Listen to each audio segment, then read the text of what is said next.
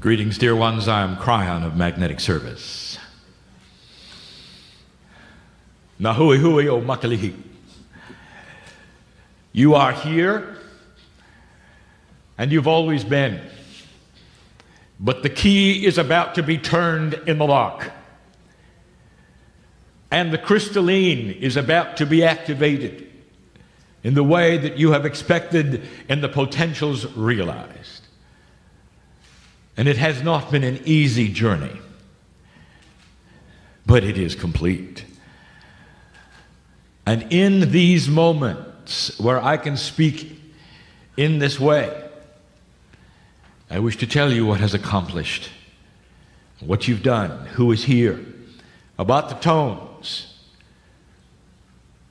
But first, I wish to talk to Yai. Yai, come sit down. Let's have a chat. Okay.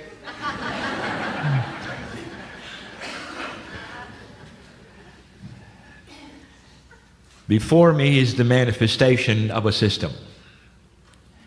It's the Akashic system, one that drips with love, with purpose, and with energy. That such a thing could take place where the priest that had the responsibility of the sounds, given by those who have names you cannot pronounce, who begin to flood into this room with the ancestors of the land, could actually take place in this fashion. A system of divine guidance and free choice. And here sits the man, who was also a man back then, who was responsible for remembering in his Akash not just the tones, but the combinations of the communication that talks to the key. And I'm going to explain that in just a bit. Yai, congratulations. Congratulations for duplicating the 24 of 36.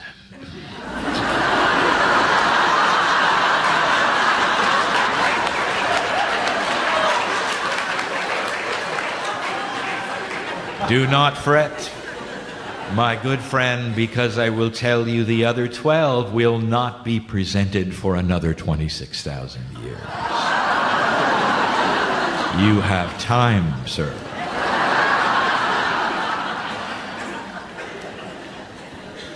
And so as he stands in a moment, against all odds in a three-dimensional construct of those who may be watching or listening, it comes to fruition, a full cycle. The cycles are well known. The precession of the equinoxes, the end of the long count. There is more here than you think. In the Western world, in the cultures that you've grown up with, the prophecies have been of doom. For they have not understood what the ancients knew. You deal with mythology, which is only a few thousand years old, not understanding that underneath that there is the truth. And the truth has been known by the ancients, by the ancestors, by all of those who came years and years ago. And you can see it on the walls etched in their pyramids, in the parchments, who said this is the potential of a beginning so profound that it will mark the difference between ages on earth. And this is the day of celebration in this time zone. Let's proceed, Yai. And so the information continues. And during this day, I will present to you some of the answers to questions that have never been given. For when you talk about quantum energies, you deal in a consciousness that you are not used to. The idea that the sounds, the tones, and the movement would be anything special is beyond the reach of most minds. And even those who are here are taking for granted something that has been told of them. And yet some of you are beginning to feel it. Some of you began to feel it in the rehearsals, and you may not know what you're feeling. Could it be that certain frequencies, motions, noises to you, when put together in a certain fashion and sung against each other, would create a third energy? And that is what you're doing. And here's what I would like to tell you that has not yet been discussed. The series of 12 combinations that you are doing now have only been given once on the planet. Only once. In this place called Lemuria. We're going to tell you more about Lemuria, which was called Lemuriha back then. We're going to tell you where you sit, who is listening, who is here in a moment, and what you're actually doing. But I want to talk about the tones. For the base of the 24 tones are simply the elements of a mathematical formula. And this formula actually corresponds to the way DNA interacts with itself, and the good doctor will discover that later. There is a correlation of what he's doing beyond the sounds. But here's what you need to know. Two things today. And the first is this. The completion of this group would appear to be the completion of all 12 pairs. It is only the completion in 3D. For the group that comes in with the intent to be here on this place must finish theirs as well for the key to be turned in the lock. I'm going to discuss the key as well, something we have never told you before of what the tones are really doing. When you put the tones together in different ways, they communicate differently. The 24 tones are the mathematical elements of multi-formula. The formula for today is the one that would be given, that you know about, a quantum signal which I'm going to tell you about shortly. And it's specific to today. It is specific to the timing of the solstice and the precession of the equinoxes. But here's what I want to tell you. When you take the tones and put them together in different ways, both backwards and forwards, that Yah-E knows and is sensing, you change the communication, where it goes and what it says. This particular communication speaks to a multi-dimensional source that is listening. And what bleeds over from it talks to the cetaceans, and that is why you see the excitement in the oceans. But you should also know there's a set of tones yet undeveloped for them, where you would get together in a place and sing an entire different set that will talk only to them at a time and in place to be decided. There are tones you can sing to make you warm. How is it that some of you sat in this room, which is temperature controlled, fanning yourself a few days ago? Were you aware of what was taking place? Of the temperature that would increase, not necessarily in the room, but within you? There are tones to charge batteries. Doctor discovered that. It's endless. There are tones that talk to Gaia. This is only one set of many. And so you are opening the door of the kind of communication that we have never discussed before. It is specific to energies that perhaps you've only started understanding that are there. The earth knows who you are today. Gaia especially, and I'm going to talk about that very soon. Very soon. And the message continues. I'm going to wait for the fourth period of information before I give you the structure of what you're totally doing. I wait for the 4, for it is the numerological equivalent of structure. It is the Gaia number. And that is why I wait.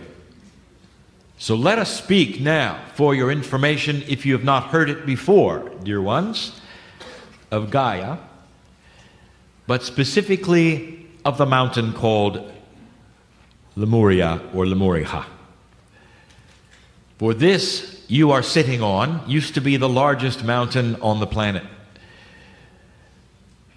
The choir was not performed here, but close to here. In those days, the mountain and the peak of this mountain was approximately, in your language, 30,000 feet. The bubble beneath the hot spot that is volcanic pushed up the mountain, and this is something that geologically is unprovable. There still will be signs that it was possible, and there is protocol for those signs have been seen in other hot spots on the planet. If you had held a meeting on the top of the mountain, you would not be able to breathe. But at 20,000 feet, it was bearable. You actually held this particular ceremony in what back then was called the saddle. Today, it is the space between the two peaks of Maui. Approximately 20,000 feet back then, it was cold. It was very cold. And you were always cold when you gave this particular meeting. No matter what tones were sung, some of you at sea level would roll your eyes and think to yourself, it's going to be cold.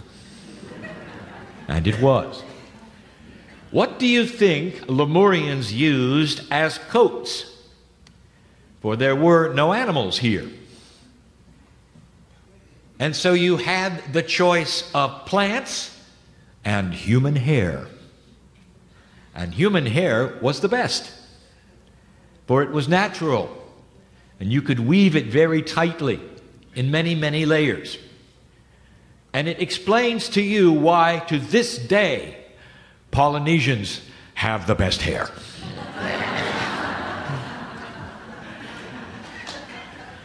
You were always cold. But you did it anyway. And you did it in a time of year just about now. For the same reasons were given you by the priestess, for the celebration that the Hawaiians have of creation, of harvest, of the Creator, is still here. For the earth turns the same way it did then, dear ones. And the seasons were the same then as they are now.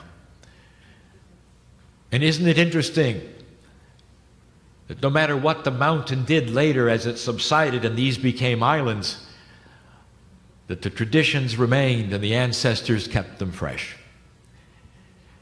And this is where the ancestors have the secrets, and you can turn to them, for they've kept everything fresh.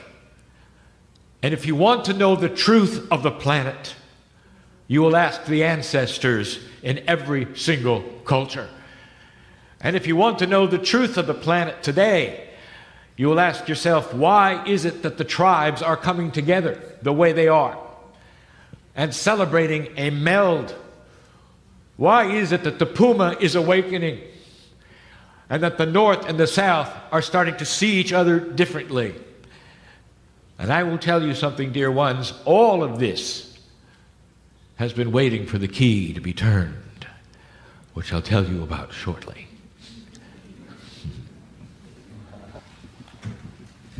And so the information that follows is difficult. It's not that it's complex. It's simply the first time it's been given in this fashion. And to set the stage, I will review something that has been given you in the last weeks. My partner took me to some of the most profound energies in the southern hemisphere, where the earth is recalibrating itself and the eagle is meeting the condor, where compassion is starting to be seen as a catalyst, changing that which is called the crystalline grid. A channel given there gave you the accurate, historic way that creation was given to humanity. The years were blocked out and given you, and how long it took and when it began. And when it began was with the Pleiadians. And when they came, the first thing they did was to set the crystalline grid. For the grid which is crystalline belongs to them. It was placed upon the Gaia grid. It is then the creation grid, if you wish. An esoteric grid that then responds to human consciousness and goes both ways.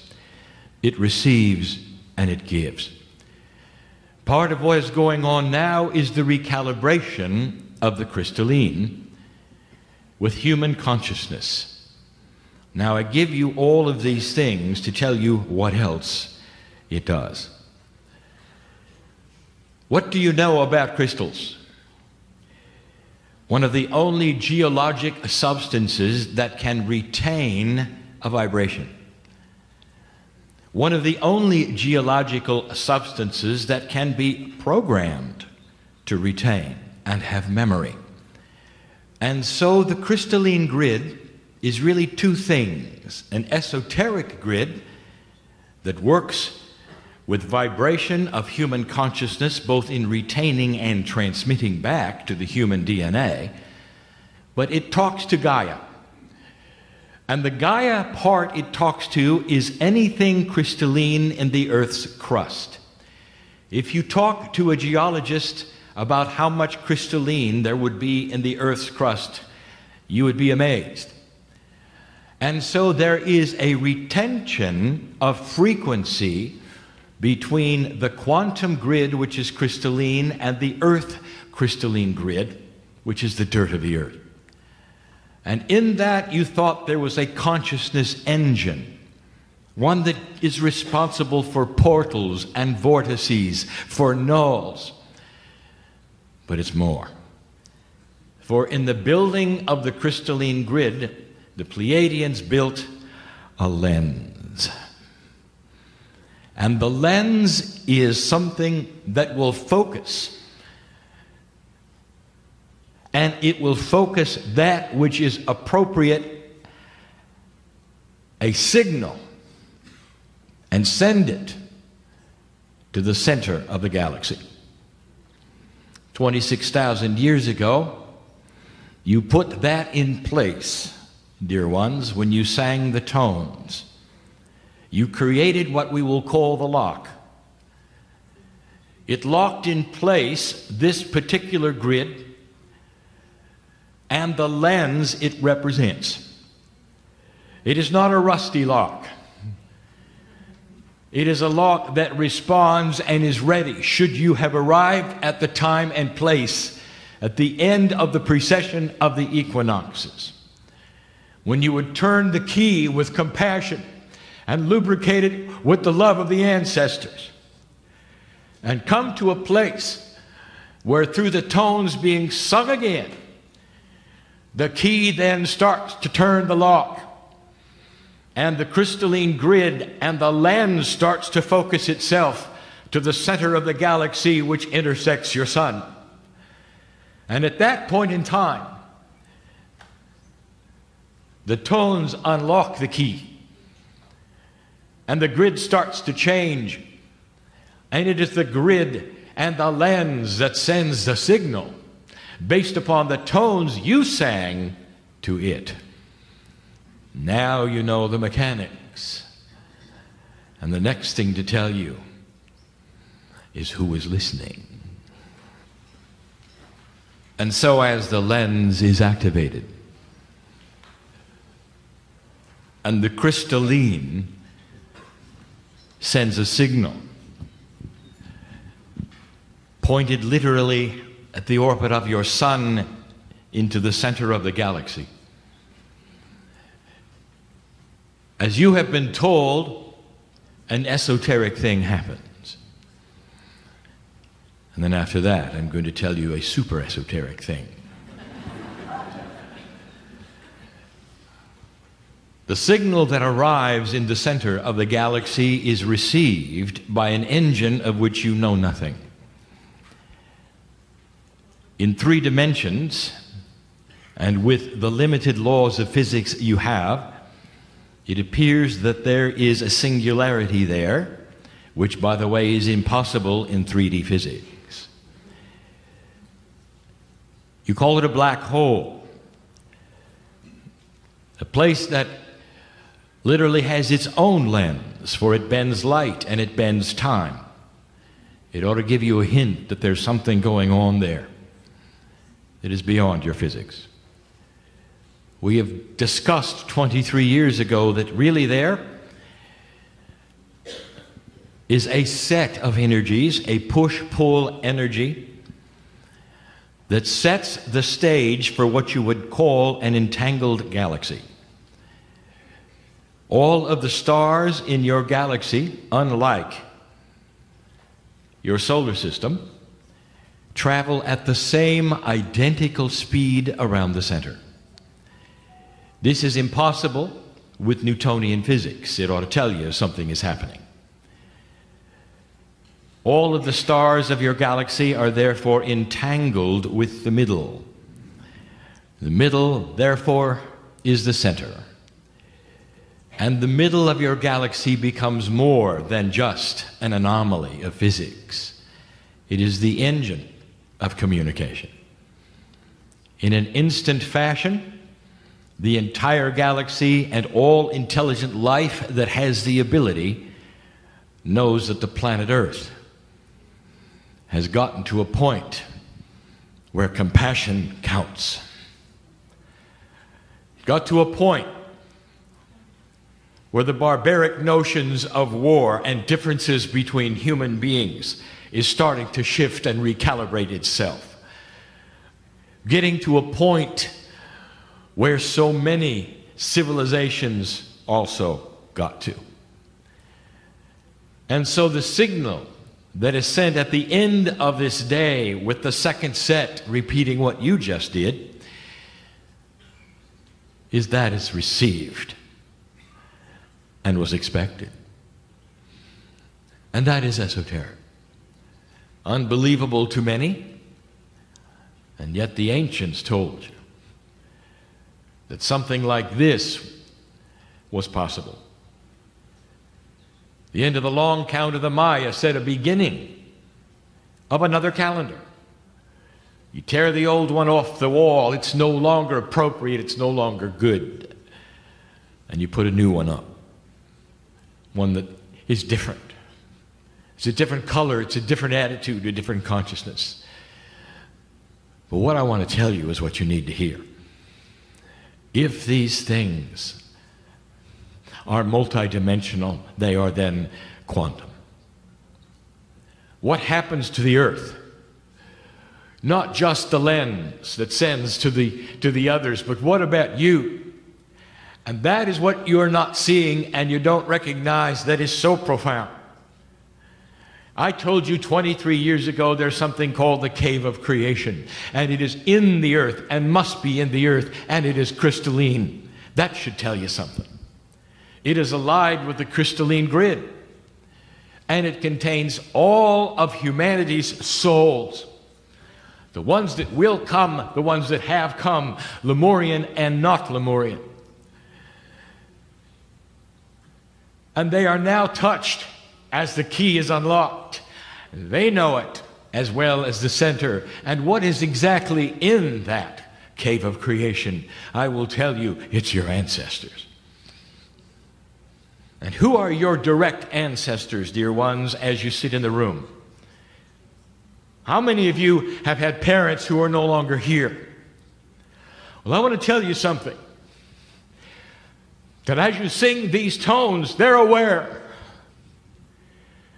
And although they may not have given you what you needed during life, in the appreciation of what you believe, they are now. And they're aware. And their parents are aware. And all of the souls to come and that have been, that are part of what you would call the Akash of the earth, are being recalibrated, and they all know. And that's why you're here. And yes, there's going to be more in the next channels to come this day. But perhaps that's the most profound thing you should know. You're not just sending a signal to those perhaps you'll never meet. You've just sent a signal to the ones you've loved and lost and know you very well. Very well. We've spoken of it before.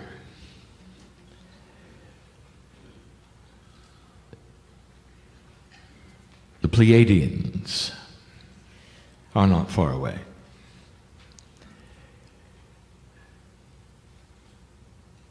Part of the system of the planet, the very essence of creation,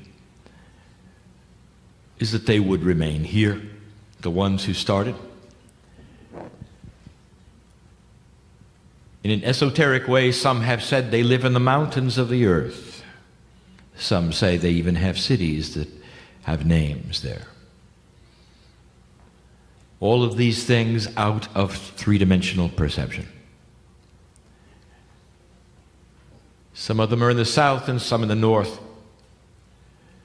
Of the names that some of you would know, the Elqui Valley and Shasta. And they're there. And they didn't need a lens to know what's going on. For they're here. And the key begins to turn in the lock. And they're feeling it now. And these are the ones who are rejoicing first, that carry the essence of your DNA. And these are the places which will be activated to new levels first. And so these are the ones you're getting the message now from first. And the main message is thank you. Beyond that, for it is a release for them as well, and in a multi-dimensional state, you have released them to complement the recalibration of the grid that they built. None of these things happen quickly, dear ones. But in those moments of silence, there were so many messages in the room. And some were from the Pleiadians and some were more personal. 14 of you here have lost children. Did you hear them? If you thought it was your imagination, it was not. Others heard from your sisters and your brothers who are not here. Thank you. Thank you. A few months ago, I described, and I will yet again, the timing of this event. For you is one day. For astronomers, it is 36 years. And 18 years ago, the seeds were planted for the potential of today. The precession of the equinoxes entered the 36-year window, which you call the dark rift, as the alignment moves across the sky through that which is the stripe of the Milky Way. You are in the center of this 36-year cycle, and there are 18 more years to go. Consciousness moves slowly. But there are those points that push it. And the compassionate events which have taken place on this planet in those last 18 years have pushed it. And this is a compassionate event. The key begins to turn. And in that, I tell you, dear ones, that as light is released on the planet, the darkness is going to fight you. Months ago, we told you to expect yet another small war in the closing months of 2012, and it occurred. We told you to watch for unbalance and do not be distraught when things will break your heart. And it did last week. And all of these things, I will tell you, when you see them, find a place inside you that says, thank you that we're winning. For this is the unbalance and the dark, flailing against a consciousness that you are creating, have created, and are recalibrating for this planet. It's more than sending a message that you've arrived. For in the process of the message for yourselves, you're saying, we understand we're in a battle. But the battle just turned. And yes, there will be unbalance. And yes, the wars will still be there for a while. And so let us take a moment to welcome to the room the lives that have been lost just in a few weeks. And they can look at you and say thank you as well. This is more important than you think. It has to start with you before it means anything to the central sun. You have to have a healing in the hearts in the room before it means anything to a Pleiadian in the Seven Sisters. You're planting the seeds, 18 more years, where the energy is ready for the planting.